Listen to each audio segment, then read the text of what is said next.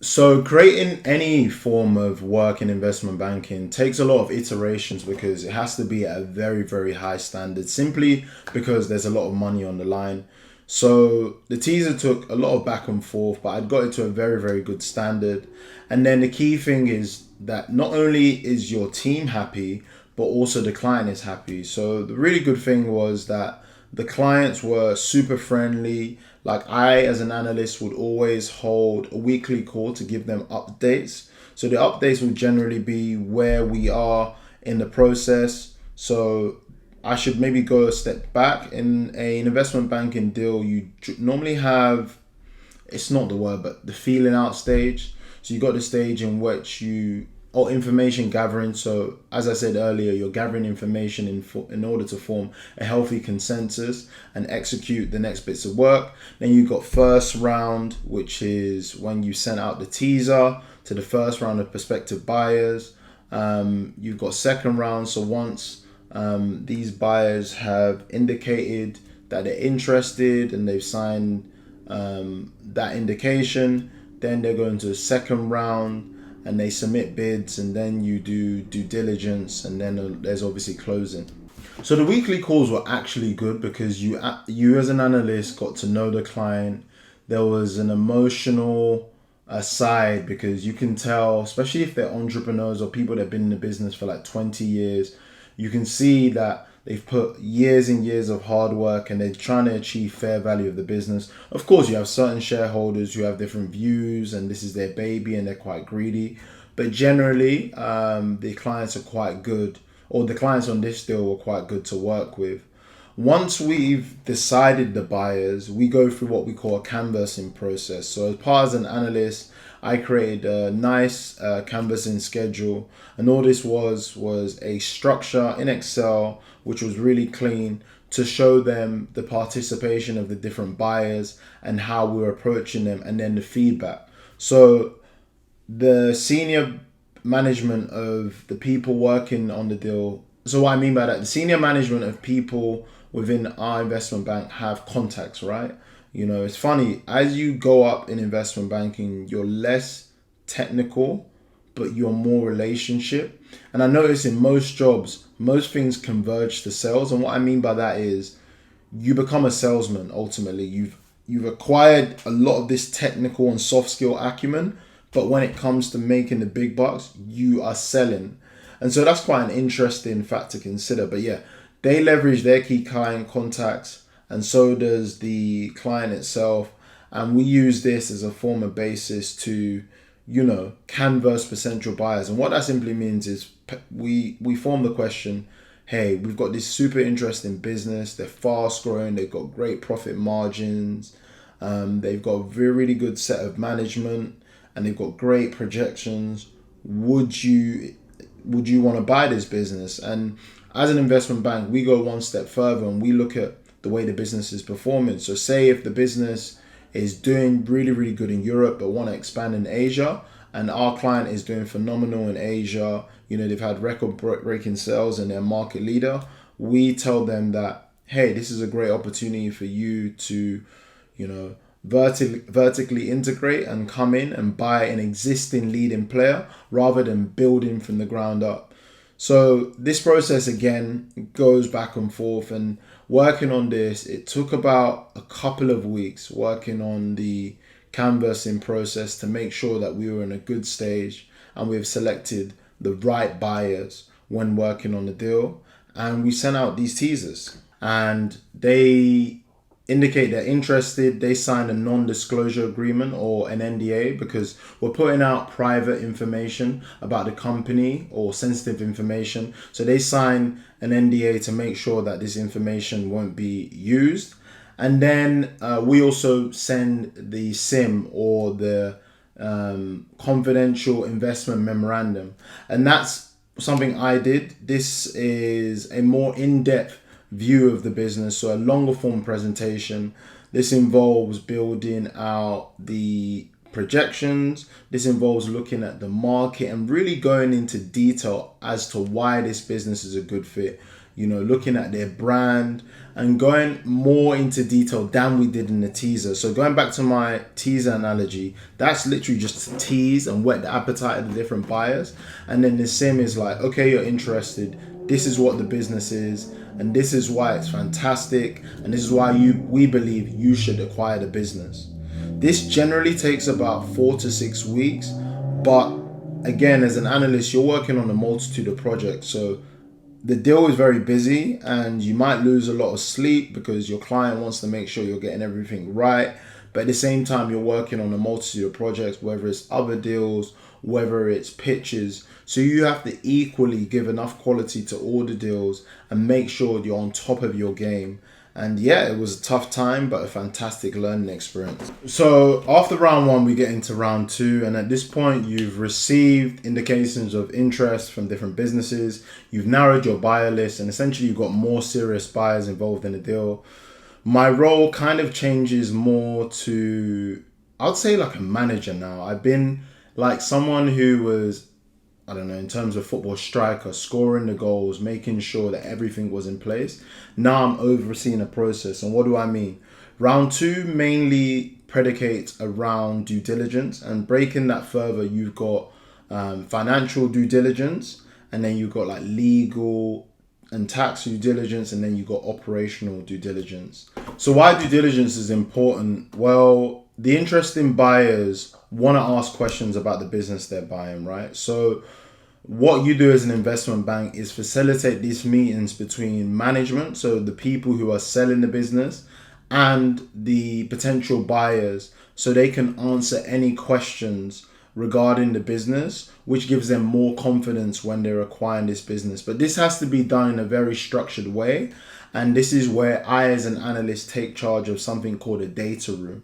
And so a data room, we collect, to avoid asymmetry, we collect a lot of information related to the business. So going back to my point, we do diligence both on the financial aspect, the legal and tax aspect, and any operational or business, and put them in a data room so that the relevant buyers can read this information and they have a lot of questions. They make sure they know what they're buying. So with financial due diligence, you're looking at the revenue number and you're looking at the quality of their revenue. So breaking that down, you're looking at the customers they have. What is their customer list? Is it what they say they have? Their distribution channels, how they're getting their product out there, their pricing strategies. Maybe from a financial modeling perspective, you're looking at the assumptions you've put in. You said that the business is going to grow 3% a year. Well, how have they done the previous years? What's the likelihood?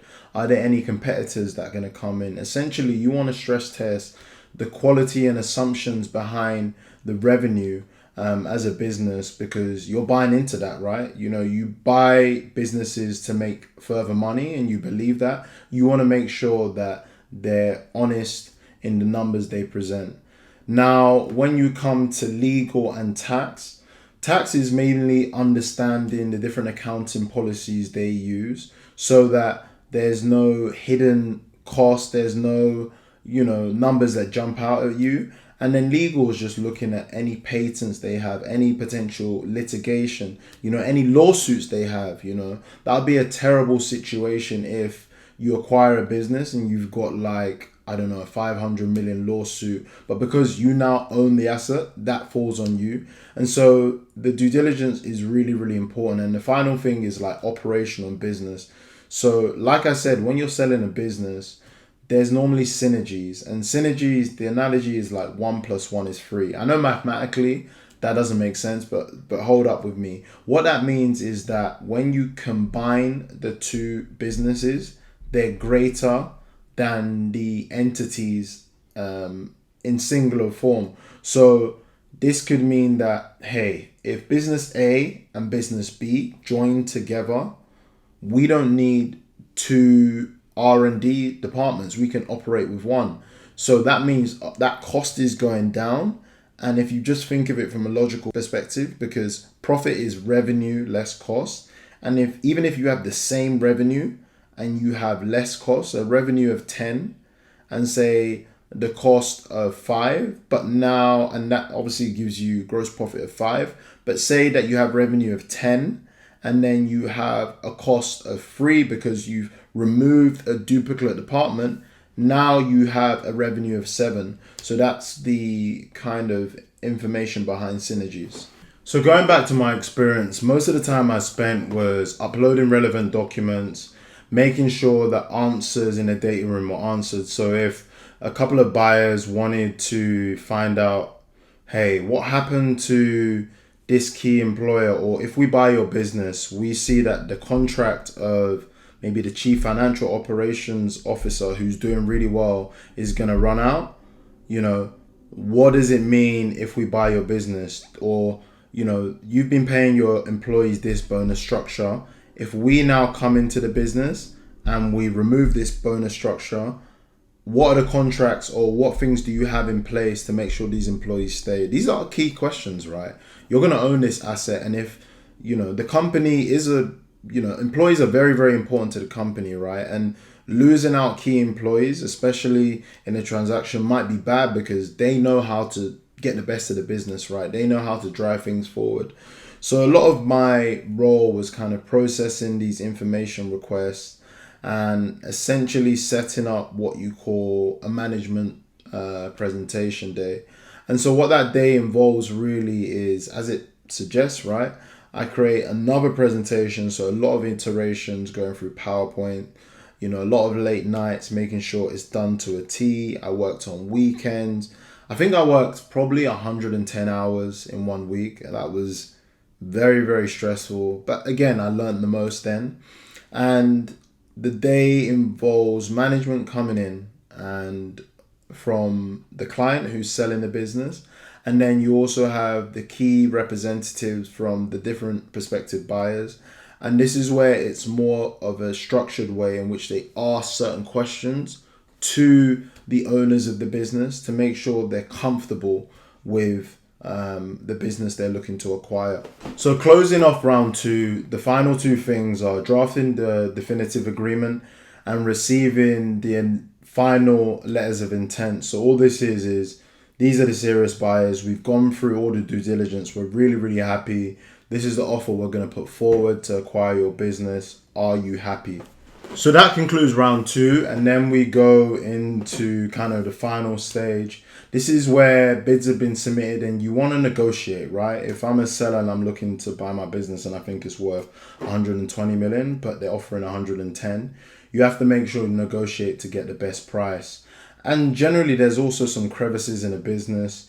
If, say, you want to still remain part of management, you've got to make sure that you're still secure. So if you're a shareholder in a business with, say, 80% and your shareholding is going to go down to 50%, you have to make sure that this is actually going to happen, that you don't all of a sudden, get bought off and you have no control over, from the new owners. So generally that process takes a bit of back and forth. So even when you've selected the final buyer, you continue to conduct due diligence to make sure that your buyer has full visibility and comfort. One thing that was pretty cool, which I didn't mention, was site visits. So if they have a production plant, for example, you organize for the management of the buyer to go and see the seller. What was really cool is I actually got to go. So after spending months, countless weekends, late nights working on the deal, it was actually good to go and see the facilities of the management. So this was pretty cool because sometimes as an analyst, you can do all this work and actually not get to see or engage with the client. But this was really good because I got to go and see the business, and you have more of a fundamental and understanding of the business, especially when you've looked and spent countless hours, weekends, late nights working and scrutinizing this business and trying to basically provide the best service possible. And then once that is all done, you generally get a board approval. So it has to make sure that the board are happy with this deal. Then you do make sure the financing's all in place, because again, going back to my 100 million example, not everyone has 100 million in the bank. There's different ways in which they can pay this. So you need to understand, do they have the financing, and what will the impact of the financing do to the overall value of the business? And so that's a exercise done between both parties, and the different sorts of financing. Are they going to use stocks? Do they have the cash? Or are they going to raise the debt? Or in more complicated circumstances, are they going to do an asset sale? But the most important thing is, do they have the money? Can they pay for it by the deadline set out? And if both parties are happy, we finally have a deal. So you're at the final stretch. Everything is signed. I've had my sleep, and then finally you have the closing dinner. This is generally one of the most rewarding experiences when working on an M&A deal. A closing dinner, as it suggests, is where the client invites you and all the people that have worked hard on a deal to celebrate the success. And this is fantastic. You generally go to a really, really fancy restaurant. The bill is not yours. The client pays and you celebrate. It's a lot of months of hard work, especially in the instance that you get to know the client personally. You celebrate the wins, you speak to them, you get drunk, you eat good food, you spend a lot of money. And yeah, that marks the end of the deal. It's an interesting process, a fantastic learning curve, and even pondering on it now and thinking about it, I was so mentally drained and exhausted. But that's what you sign up when it comes to investment banking, and that's why after 2 years, 18 months in some cases, people are able to go to quite senior roles at such a junior part in their career. Because if you think of it, investment banking is almost, they say it's a marathon, but you do a lot of sprints. And if you sprint a lot, so if the average person is working 40 hours and you're working 80-hour weeks, your 2 years will be 4 years elsewhere. Do you understand what I mean? And these deal experiences are phenomenal learning experiences, especially when you're dealing with, high, well-known individuals, some of the biggest companies in the world. And what's rewarding is you look at a newspaper and you're like, hey, I worked on that deal, and that was the instance with me. It's a great turning point. It's a great learning opportunity. And yeah, it's fantastic. If you haven't liked the video, stop and make sure you like the video, comment and share. This takes a long time to execute. I'm on holiday. I should be out here, but I've seen on my poll you guys are interested in this stuff. So I'm making sure I've given you a full high quality account. Now, if you want to break in investment banking, on my website, I have a library of really successful cover letters and the likes of Goldman Sachs, Royal Bank of Canada, JP Morgan, Blackstone. I also have a CV library or a CV template, which is another successful CV that gets you in investment banks. If you look at my previous videos, I've talked to you guys on how to write the perfect CV. But if you want a template which is ready-made, you can acquire this CV from my site. And if you want more specific advice on your application, I'm more than happy to answer questions. But I get a ton of questions, as you can imagine. So please book a call via the website and we can discuss a plan of strategy to help you break into investment banking, get these offers, and you can give these experiences like I am. But yeah, guys, thank you for watching. I hope you've enjoyed the video. If you want to see more content like this, please like and give 300 likes, guys. Come on, guys. I've sat here. I'm abroad in the US and I've taken my time. I could be out here partying, but I've taken my time out to educate you guys, because I know I put a poll on my channel and this is what you wanted to hear. So I hope this was good. I hope you've enjoyed. Anyway, thank you guys for watching. It's the boy, the LifeofSol, aka the bodybuilding banker, and I'm out. Peace.